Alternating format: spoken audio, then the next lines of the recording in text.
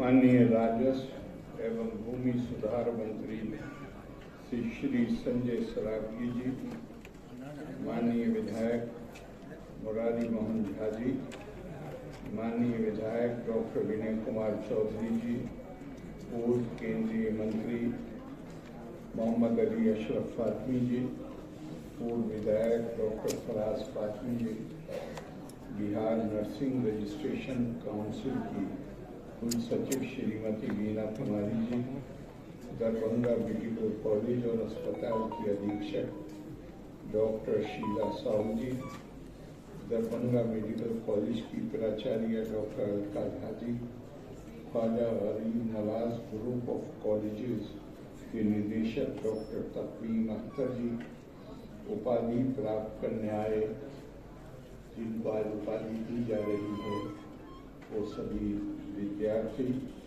और उनके अभिभावक, देवी और सज्जन, मुझे बहुत खुशी है कि आज आपकी डिग्री सर्टिफिकेट आज आपने प्राप्त किए हैं। कई साल की कठिन परिश्रम और अनुशासन के साथ आपने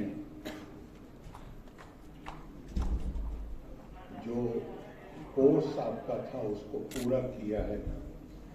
मैं आपको आपकी उपलब्धि के लिए भी बधाई देता हूं और आपने जो ये कैरियर चुना है, अभी हमारे मंत्री जी ने कहा था, उसके लिए भी मैं आपको बधाई देता हूं, इसलिए कि ये ऐसा पेशा है, ऐसा प्रोफेशन है जहां आप केवल एक सम्मानजनक तरीके से अपना जीवन यापन ही नहीं करेंगे, बल्कि उन लोगों का जो दर्द से पीड़ित हैं, आप उनको दर्द से मुक्ति दिलाने में, बीमारी से मुक्ति दिलाने में एक अहम भूमिका अदा करेंगे। इस पेशे से मुताल्लिक लोगों के लिए, जो लोग मेडिकल में हैं, उनके लिए कहा गया है डॉक्टर के लिए कि हम जब डॉक्टर की फीस अदा करते हैं तो हम केवल उसके शारीरिक परिश्रम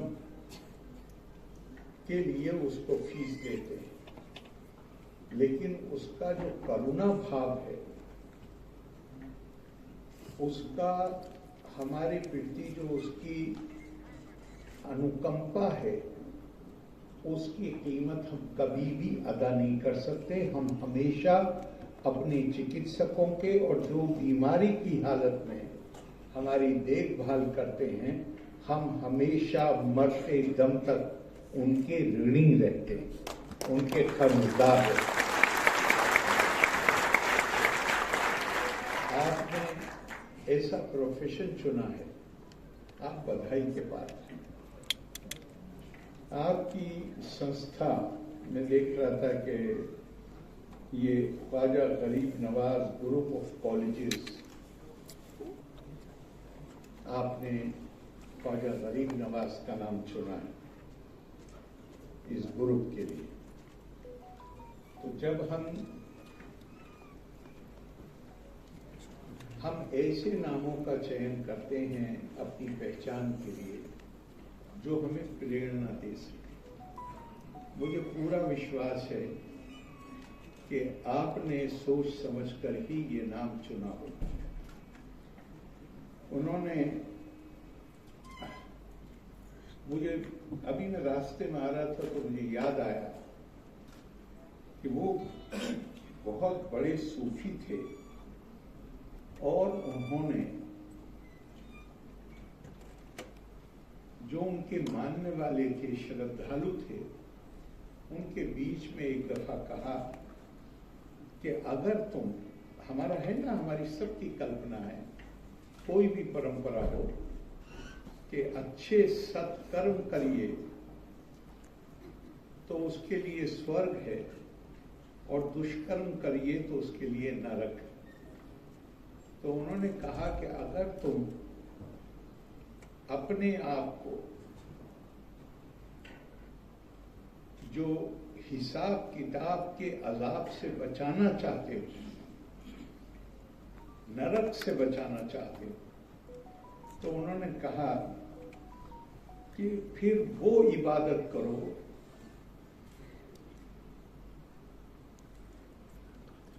वो आराधना करो जिससे उस अजाब को टाला जा सके। तो लोगों ने कहा कि वो इबादत का, आराधना का तरीका क्या है? तो उन्होंने 3 वाक्य कहे। उन्होंने कहा, दर्द मंदगान रा फरियाद रसीदा, हाजते बेचार गान रवा करदा, गर संगान रा सैर करदानी। जो जरूरतमंद हैं, बेकस हैं, उनकी सुनवाई करो। जो जरूरतमंद हैं उनकी जरूरत पूरी करने में जो कुछ भी तुम कर सकते हो वो करो। और सबसे इंपॉर्टेंट बताया कि जो भूखे हैं उनको सैर करके उनको खाना खिलाओ। ये आप एजुकेशनल इंस्टीट्यूशन, आप एक शिक्षण संस्थान से निकल रहे हैं। भारतीय परंपरा में शिक्षा प्राप्ति को तद्वितीय जन्मा कहा गया है। एक पहले हम अपनी मां से, हमारे माँ बाप हैं, हम उनसे पैदा होते हैं, और दूसरा जन्म होता है शिक्षा प्राप्ति से।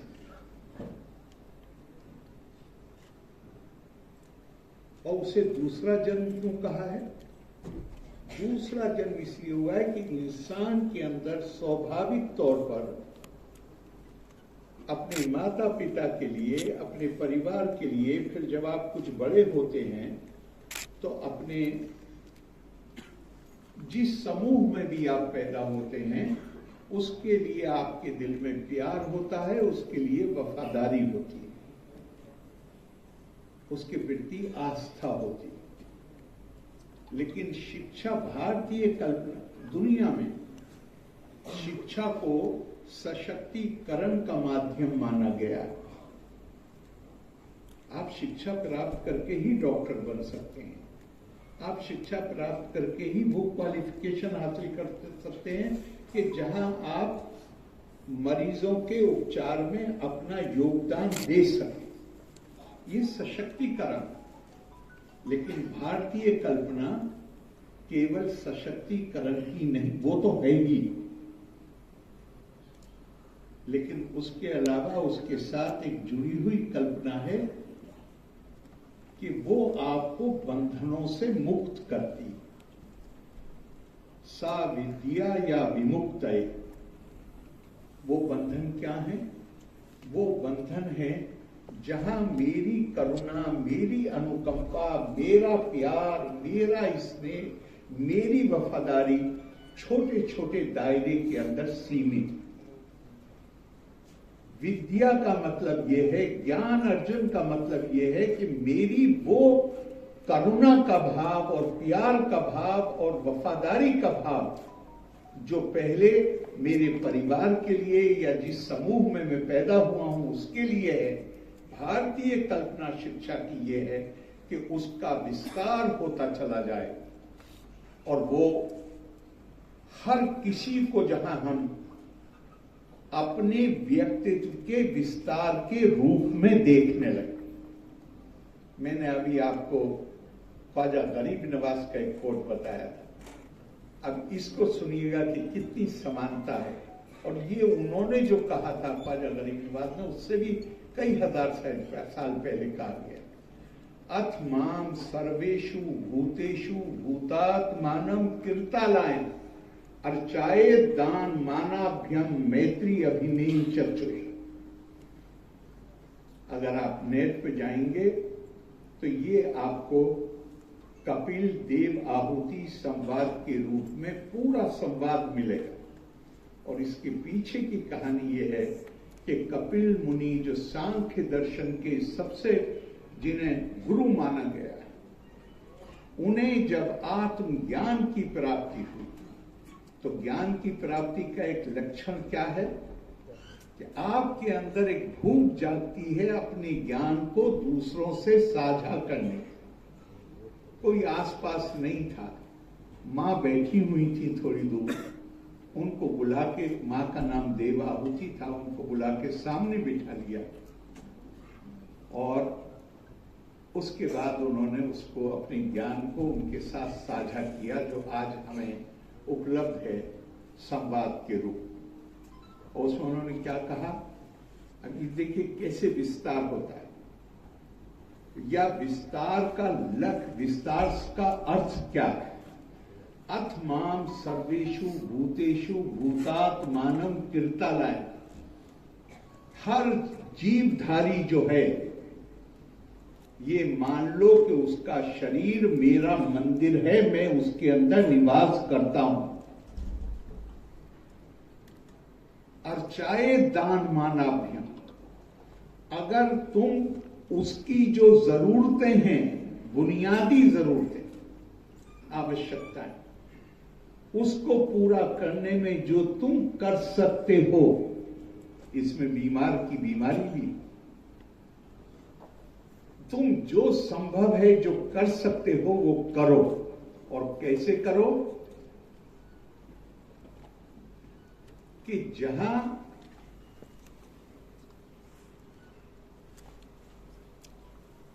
मैत्री अभिनेम चक्षुषा, जहां तुम कोई भेदभाव नहीं करोगे, सबको समदृष्टि से देखो।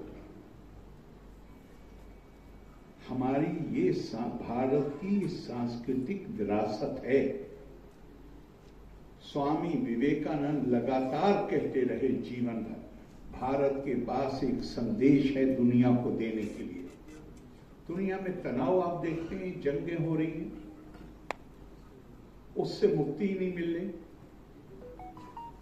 इसलिए कि संस्कृतियां जो बनी वो इस आधार पे बनी कि हम दूसरों से बेहतर हैं, हम श्रेष्ठ हैं। पहली बार 1948 में जब राष्ट्र संघ ने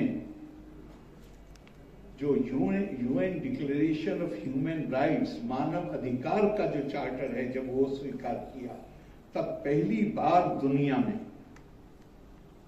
हुआ कि मानव के रूप में प्रतिष्ठा का अधिकारी है। इसलिए नहीं कि वो गोरा है या काला है, इसलिए नहीं कि वो इस पंथ को मानता है या उस पंथ को मानता है, इसलिए नहीं कि वो ये भाषा बोलता है या वो भाषा बोलता है। मानव है, इसलिए बहैसियत मानव के वो प्रतिष्ठा का अधिकारी है। पहली बार 1948, वरना दुनिया में कॉलोनाइजेशन नहीं होता है। अगर बराबरी का, मानव की बराबरी की कल्पना होती तो एक देश के लोग दूसरे देश पे हमला न कर रहे होते। खुद हमने सैकड़ों साल तक गुलामी का जुआ अपने कंधों पे ढोया।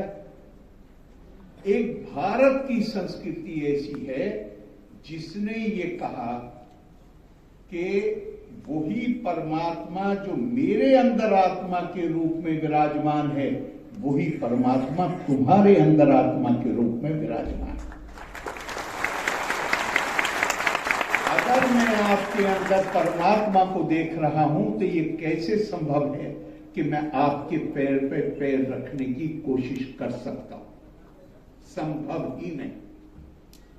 हम जो बहुत गर्व के साथ कहते हैं कि भारत ने कभी किसी पे हमला नहीं किया, इसलिए नहीं कि हम चाहते नहीं थे। हम तो, हमें अगर अपनी सांस्कृतिक विरासत का पता ना हो तो हम आज भी कोशिश करें। इसी मानव की प्रकृति है, वो दूसरों के ऊपर अपना आधिपत्य जमाना चाहता है। भारत की संस्कृति ने, भारत के मनीषियों ने हजारों साल पहले जो संस्कृति स्थापित की, उसने हमें इजाजत नहीं दी कभी कि हम किसी की तरफ बुरी नजर डाल सकें। आप उस संस्कृति के वारिस हैं, वो विरासत आपकी है। और वो जो स्वामी विवेकानंद कहते थे कि हमारे पास संदेश है, संदेश आदमी तब दे सकता है, ये संदेश और कुछ नहीं है। ये भारतीय संस्कृति की जो ये कल्पना है कि जहां सिर्फ इंसान नहीं, पेड़ पौधे के अंदर भी हमने उस आत्मा को देखा, जानवरों के अंदर भी देखा है। हमने ये माना है कि हमें ये अधिकार नहीं है कि हम पर्यावरण को नष्ट करें, हमें ये अधिकार नहीं है कि हम जानवरों के साथ क्रूरता करें, हमें ये भी अधिकार नहीं है कि हम पत्थर पर भी ठोकर मारें। तो ये संदेश स्वामी विवेकानंद कहते थे कि हमारे पास एक संदेश है। संदेश कौन दे सकता है? आप अपने परिवार पर गौर करें।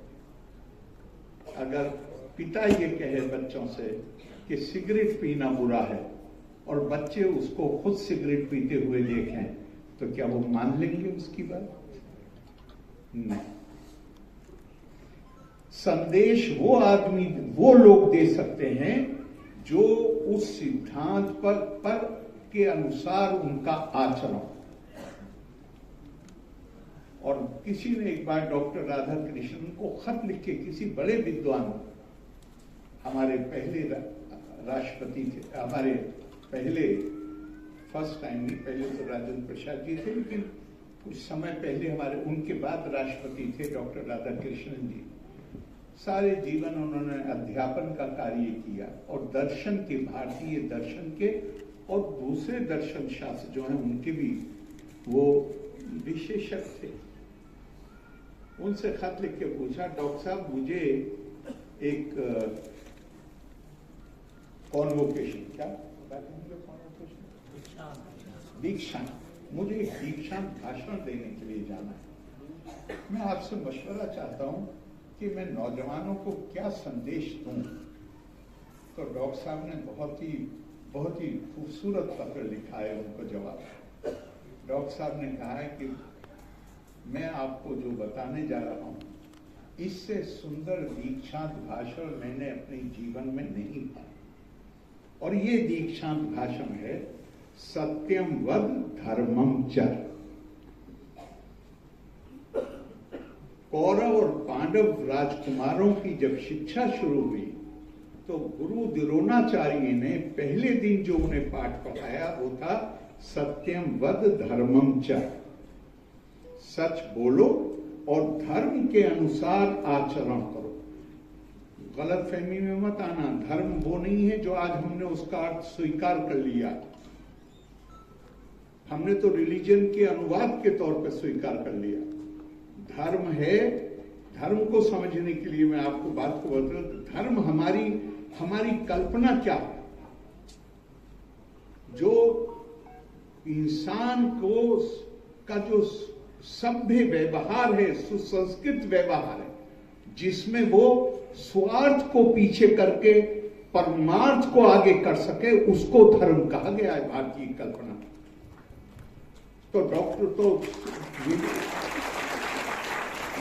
तो गुरु द्रोणाचार्य ने शाम को सबसे पूछा, सुबह पाठ पढ़ाया था, जरा बताओ याद किया या नहीं।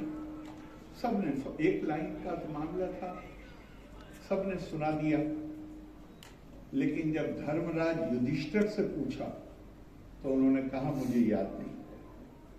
और ऐसा लिखा हुआ है कि उन्होंने रोजाना डांट खाई, किसी दिन ये कह के नहीं दिया कि मुझे याद हो गया पहले दिन का पाठ। बाद के पाठ याद कर लिए, पहले दिन का पाठ याद नहीं। तो उन्होंने जीवन के अंत में कहा कि गुरु ने जो पाठ पढ़ाया था पहले दिन, उसे याद करने में पूरा जीवन लग गया। क्योंकि याद करना ये नहीं है कि मैंने किसी बात को अपनी स्मृति में, अपनी मेमोरी में उसको सुरक्षित कर लिया, का ये नहीं है उसका याद करने का। याद करने का मतलब है कि जहां उसको आत्मसात किया जाए और उसके अनुसार अपना जीवन व्यतीत किया जाए, और वो पूरे जीवन का एक संघर्ष है। और इसीलिए एक बात कही गई है, उसके साथ में खत्म करूंगा कि तेजस्विनावधि तमस्तु। इस पर भी डॉक्टर राधाकृष्णन कहते हैं कि इसका ये हिस्सा है, ओम सहना भवतु सहनो भुनक्तु सह वीर्या करवा वहे तेजस्विनावधि तमस्तु मां विद्विषावहे। एक प्रेयर। इस फ्रेज को तेजस्विनावधि तमस्तु, इसको डॉक्टर राधाकृष्णन इसकी जो व्याख्या करते हैं वो कहते हैं कि जो शिक्षा के माध्यम से जो ज्ञान हम अर्जित करते हैं, उस ज्ञान को आत्मसात करना, ऐसा आत्मसात करना कि उससे हमारा अपना जीवन आलोकित हो सके और उसके साथ समाज का, मानवता आलोकित हो सके, वो इसका उद्देश्य। मैं आपको शुभकामनाएं देता हूं आपकी बेहतरी के लिए, और आपके काम से मानव सेवा हो सके उसके लिए मैं आपको शुभकामनाएं देता हूं। लोका समस्ता सुखिनो भवन्तु। धन्यवाद। जय हिंद।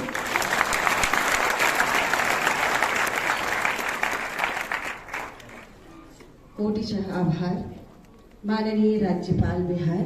एक बार जोरदार तालियों से आभार। आपके कार्य से